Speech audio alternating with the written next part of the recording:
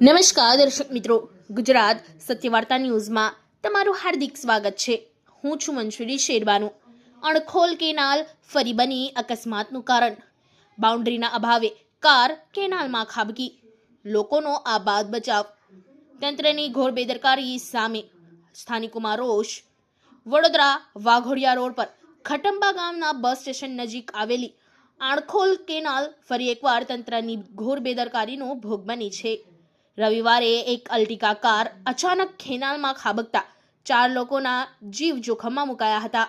સદનસીબે સ્થાનિક લોકોની સતર્કતા અને સમયસર કરાયેલા બચાવ પ્રયાસોથી 4 લોકોનો આબાદ બચાવ થયો હતો। જો સ્થાનિકો સમયસર મદદે ન આવ્યા હોત તો મોટી જાનહાનિ સર્જાઈ શકી હોત।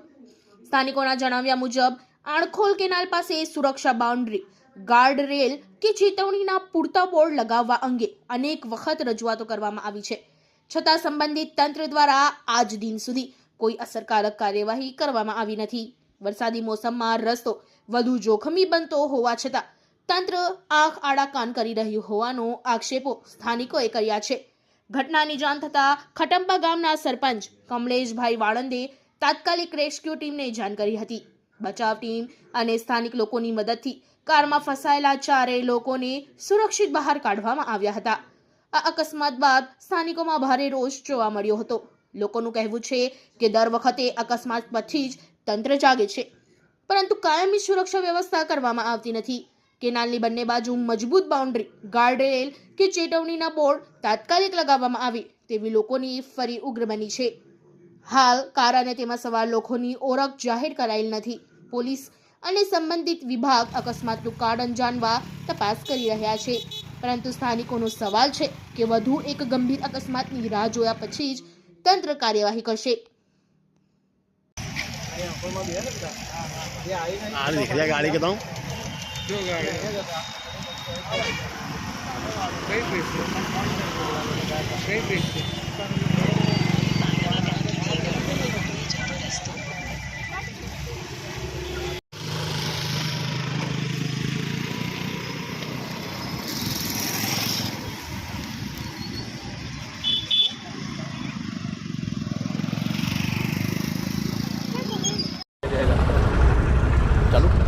સ્થાનિક રહેવાસી છું। અહીં આગળ 2 દિવસ પહેલાં જે આપણે આ વડોદરામાં જે વરસાદ પડેલો એના અનુસંધાનમાં મેં બહાર નીકળેલા તો એના દેખ્યું કે આ જે પાણી કાસ છે એ ફૂલમ ફૂલ જતું હતું।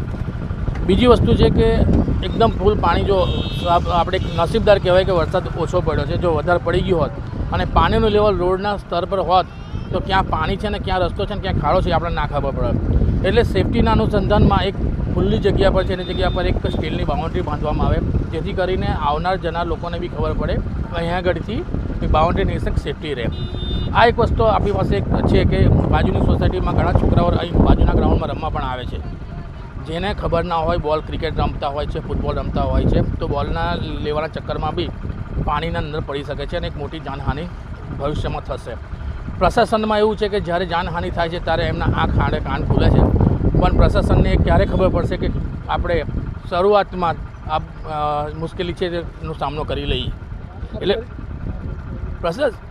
પ્રશાસનને વિનંતી છે કે કંઈ અનગોળની ઘટના ના બને તે પહેલાં એક સેફટી તરીકે એક બાઉન્ડ્રી લાઇન બનાવી દે।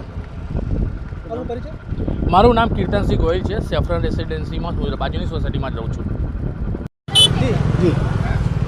આજે આ જે ગાડી પડી છે અર્ટિગા, એ ઉડાને મેં કહું છું કે આ જે વરસાદી કાંસ છે એ કાંસને બાઉન્ડ્રી નથી મારતા અથવા એને પાટિયાવાળી બંધ નથી કરતા। અવારનવાર આવા એક્સિડન્ટો થયા કરે છે કે જે બાળકો જે રિક્ષાઓ લઈને જતી હોય સ્કૂલની અંદર, એ સ્કૂલના બાળકો પડશે તો હવે હરની કાંડ જેવું થશે।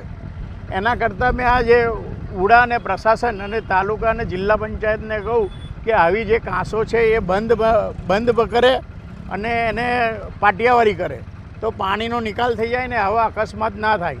આજે ચલો આની અંદર આ જે ગાડી પડી છે એમાં કોઈ મરી નથી ગયું। આજે બાળકો હોત સ્કૂલની અંદર જો જવાના હોત બાળકોને, એ સ્કૂલની વાન કે રિક્ષા પડી હોત તો શું પ્રોબ્લેમ થાત? કેટલો બધો બાળકો અને કેટલા મા બાપના બાળકો લાડકવાય જતા રહે। એટલે મેં એવું કહું છું કે આવી બેદરકારી ના કરે, એમને બાઉન્ડ્રી બનાવે અથવા પાટિયાવાળી દિવાલ બનાવે, એ મારું આ કહેવું છે. અને હું ખટંબા ગામનો સરપંચ છું, એટલે આ મારી હદમાં આવે છે, એટલે હું આ પ્રશાસનને વારંવાર આ રજૂઆત કરું છું અને લેખિતમાં બી કરેલી છે. રેસ્ક્યુ ટીમને કોઈ જાણ કરી? રેસ્ક્યુને પોલીસને બી જાણ કરીને રેસ્ક્યુ ટીમને બી જાણ કરેલી, પણ જ્યારે બનાવ બન્યો તે ઘડી અંદર કોઈ હતું નહીં, એટલે અમને જેસીબી બોલાયેલું. પણ આ વીમા કંપનીના લીધે આ જે વીમા કંપનીને જાણ કરી છે, એટલે એ ગાડી કાઢી અને લઈ જશે.